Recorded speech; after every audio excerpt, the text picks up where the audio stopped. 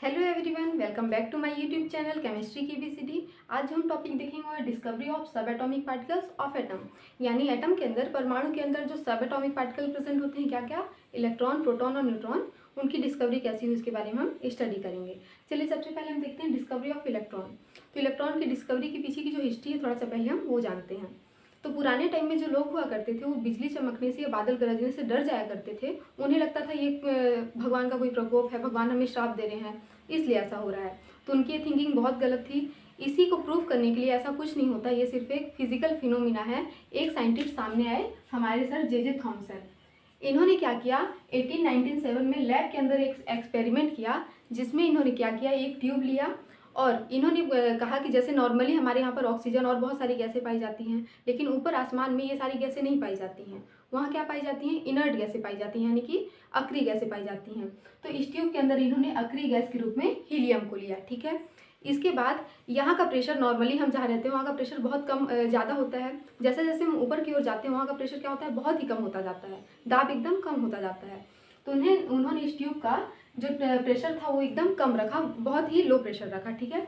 इसके बाद इसी प्रेशर को मेंटेन करने के लिए यहाँ पर इन्होंने एक पंप लगा दिया, जिसके थ्रू हम प्रेशर को कम ज़्यादा कर सकते हैं।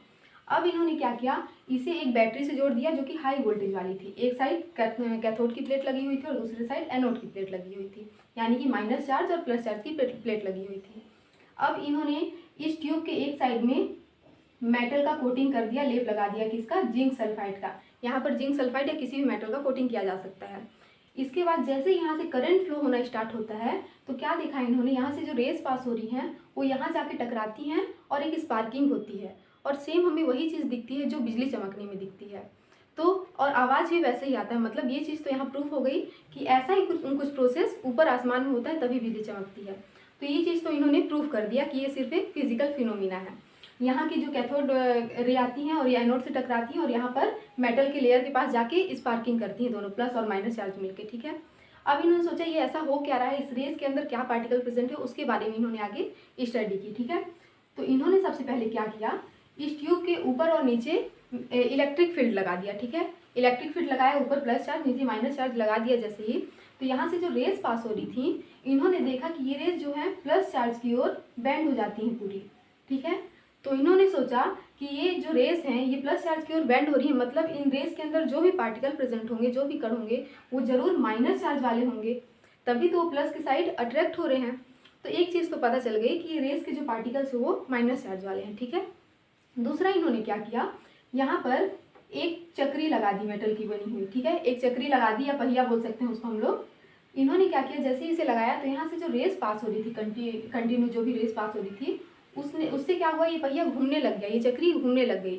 तो इससे इन्होंने बताया कि इनमें इतनी कैपेसिटी है इन रेस में कि ये इस पहिए को घुमा सकते हैं। मतलब जो भी माइनस चार्ज वाले पार्टिकल्स हैं उनका कुछ मास है, कुछ भार है, तभी तो कुछ वजन है, तभी इसको घुमाने की कैपेसिटी रख रहे हैं। तो इन्होंने क्या किया, माइनस चार्ज वाले जो पार्टिकल इन्होंने खोजा था उसका नाम इलेक्ट्रॉन रख दिया, और ये भी बताया कि इसका कुछ मास भी होता है, ठीक है। इसके अलावा इन्होंने क्या किया, इन्होंने एक लॉकेट पहना था प्लस वाला, जैसे नॉर्मली क्रिश्चियन लोग पहनते हैं, जो कि मेटल का बना हुआ था, ठीक है। तो इन्होंने इस लॉकेट को यहाँ पर रख दिया। जैसे ही लॉकेट इन्होंने यहाँ रखा, यहाँ से रेस पास हो रही कंटिन्यू, तो इस लॉकेट का यहाँ पर शेडो बन जाता है, परछाई बन जाती है, ठीक है। लॉकेट यहाँ पर रखा हुआ है, परछाई इसकी यहाँ पर बन रही है। तो इन्होंने बताया कि जरूर ये रेस जो है इधर से इधर की ओर पास हो रही हैं, इधर से इधर जा रही हैं, तभी क्या हो रहा है, इसका शेडो यहाँ पे बन रहा है। मतलब इन्होंने बताया कि ये जो रेस यहाँ से पास हो रही हैं वो क्या है, कैथोड से एनोड की ओर जा रही हैं, कैथोड से एनोड की ओर जा रही हैं, इसीलिए इन्होंने इस रेस का नाम कैथोड रेस रख दिया। और कैथोड रेस के साथ ही इस पूरे ट्यूब का नाम इन्होंने कैथोड रे ट्यूब रख दिया, ठीक है। तो इससे इन्होंने एक और चीज़ बता दी कि ये कैथोड रे क्या होती हैं, हमेशा कैथोड से एनोड की ओर ही गति करती हैं, ठीक है। तो ऐसी हो गई किसकी, हमारी इलेक्ट्रॉन की खोज हो गई। चलिए हम देखते हैं प्रोटॉन की डिस्कवरी।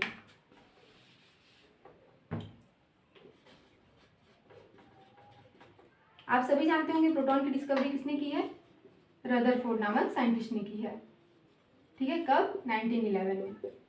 देखिए एक्चुअल में गोल्डस्टीन ने भी प्रोटॉन की खोज कर ली थी, ये दोनों साथ साथ ही काम कर रहे थे, लेकिन रदरफोर्ड ने थोड़ा सा जल्दी खोज लिया और जल्दी से इसका नाम प्रोटॉन रख दिया। लेकिन सेम चीज़ की खोज गोल्डस्टीन ने भी की थी, लेकिन क्योंकि इन्होंने पहले कर दिया, इसलिए मतलब प्रोटॉन का खोजकर्ता रदरफोर्ड को माना जाता है। चलिए अब इनका एक्सपेरिमेंट देखते हैं कि इन्होंने किया क्या था। इन्होंने क्या किया था, एक गोल्ड की शीट ली थी पतली सी, ठीक है, गोल्ड AU की क्या ली थी, पतली सी शीट ली थी। तो बेसिकली उन्होंने गोल्ड के एटम पे प्रैक्टिकल किया था, उसके अकॉर्डिंग बताया था हमें। तो गोल्ड की एक शीट ली, यहाँ इन्होंने क्या किया, बीटा रेस की बौछार कराई, बीटा रेस क्या किया, यहाँ पर बमबारी की कराई बीटा रेस की, ठीक है, इस गोल्ड के शीट से। अब बीटा रेस ही क्यों, देखिए बीटा अल्फा गामा ये जो रेस होती हैं, इनका जो पेनिट्रेट करने का, भेदने का क्षमता होता है वो बहुत ही ज़्यादा होता है, इसीलिए जनरली इन रेस का यूज़ किया जाता है, ठीक है।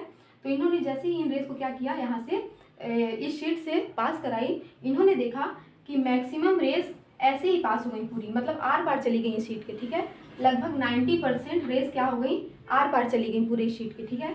तो इन्होंने बताया कि जो ये गोल्ड का एटम है, गोल्ड का एटम है, इसमें क्या इन्होंने ऑब्जर्व किया कि इसका मैक्सिमम पार्ट 90% पार्ट क्या है, खोखला है, खाली है, तभी तो ये क्या कर रहा है, पूरे रेस को ऐसे ही जाने दे रहा है, ठीक है। तो एक चीज़ इन्होंने बता दी कि किसी भी एटम का, सारे एटम के लिए इन्होंने बता रहे थे कि सारे एटम में क्या होता है, 90% भाग क्या होता है, खोखला होता है, खाली होता है, इसीलिए ये रेस ऐसे ही पास हो गई पूरी, ठीक है। फिर दूसरा इन्होंने क्या देखा कि सेंटर से जो रेस पास हो रही थी, जो रेस सेंटर से जा रही थी, वो सेंटर में पहुंच के क्या हो रही थी, यहाँ से रिफ्लेक्ट हो जा रही थी दोनों साइड, ठीक है, सेंटर में जा रही थी और क्या हो रही थी, रिफ्लेक्ट हो जा रही थी। तो ये जो बीटा रेस होती है प्लस चार्ज वाले पार्टिकल होते हैं।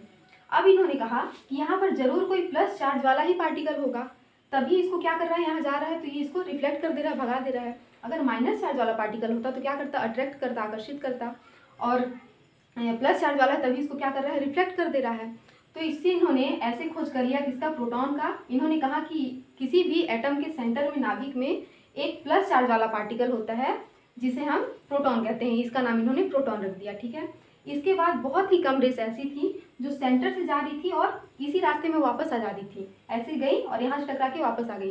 तो इसके बारे में बस इन्होंने इतना ही कहा कि किसी भी परमाणु का, किसी भी एटम का जो नाभिक होता है वो ठोस होता है, तभी ये किरण क्या हो रही है, ये रेस यहाँ जा रही है और ऐसे ही रिफ्लेक्ट करके वापस आ जा रही है, इसके आगे इन्होंने स्टडी नहीं की, ठीक है। तो ऐसे हो गई हमारी प्रोटॉन की डिस्कवरी।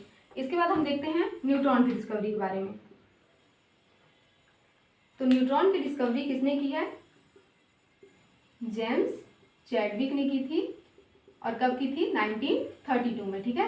तो जेम्स चैडविक ने भी इसी टाइप से प्रैक्टिकल किया था, थोड़ा ऐसा ही एक्सपेरिमेंट किया था। इन्होंने क्या किया था, बेरिलियम का एक एटम लिया था, ठीक है, बेरिलियम का एक एटम लिया था, इसमें इन्होंने क्या किया था, अल्फा रेस की बौछार कराई थी, अल्फा रेस को इसमें से पास किया था, ठीक है।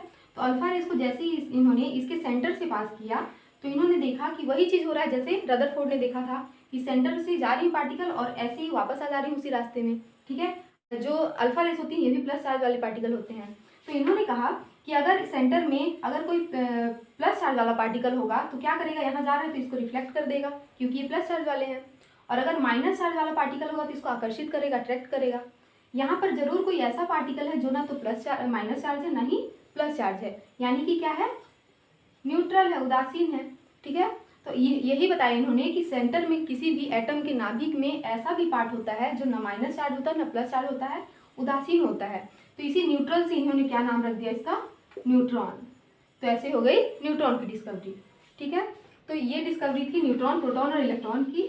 अब आप इजी वे में याद कर सकते हैं कि इलेक्ट्रॉन, प्रोटॉन और न्यूट्रॉन की डिस्कवरी किस किस साइंटिस्ट ने की थी, आप भूलेंगे नहीं, ईट पर नाच, ये एक ट्रिक है, इससे आप लोग याद कर सकते हैं आसानी से। देखिए कैसे, ई से क्या हो जाएगा इलेक्ट्रॉन, टी से क्या हो जाएगा थॉमसन, जे थॉमसन, ठीक है, पी से हो जाएगा प्रोटॉन और आर से रदरफोर्ड, ठीक है, एन से हो जाएगा न्यूट्रॉन और सी एच से हो जाएगा चैडविक।